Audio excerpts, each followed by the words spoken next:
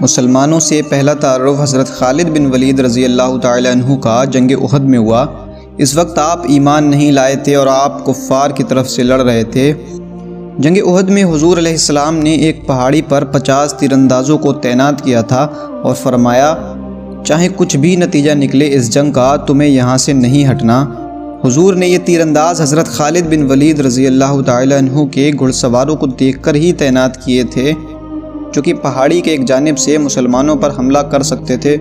پھر جب دھیرے دھیرے اس جنگ میں مسلمانوں کی جیت ہونے لگی اور دشمن پسپا ہونے لگے تو مال غنیمت جمع کرنے کا سلسلہ شروع کیا گیا۔ تو حضور نے جو 50 تیر انداز پہاڑی پہ تعینات کیے تھے، وہ لوگ حضور کا کہا نہ مان کر جیت کو دیکھتے ہوئے قریب 40 صحابہ نیچے آ گئے۔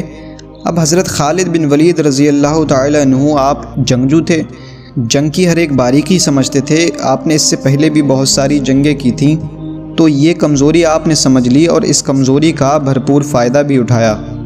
پھر حضرت خالد بن ولید رضی اللہ تعالی عنہ نے 200 گھڑ سواروں کو جمع کیا اور پہاڑی کے پیچھے آ کر وہ 10 صحابہ کو تیروں سے شہید کر دیا اور وہ جگہ قبضہ کر لی۔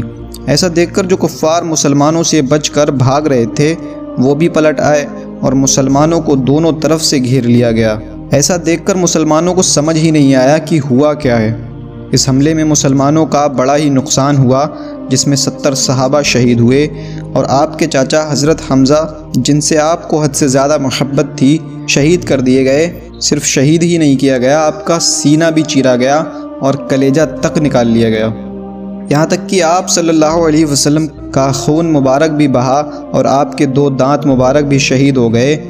ایسا دن حضور صلی اللہ علیہ وسلم کی زندگی میں کبھی نہیں آیا تھا۔ یہ سب حضور کا ایک کہا نہ ماننے کا نتیجہ تھا۔ پھر بھی حضور علیہ السلام نے حضرت خالد بن ولید کو معاف کر دیا۔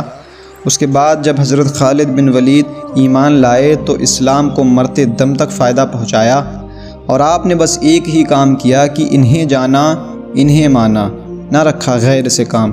للہ الحمد، میں دنیا سے مسلمان گیا۔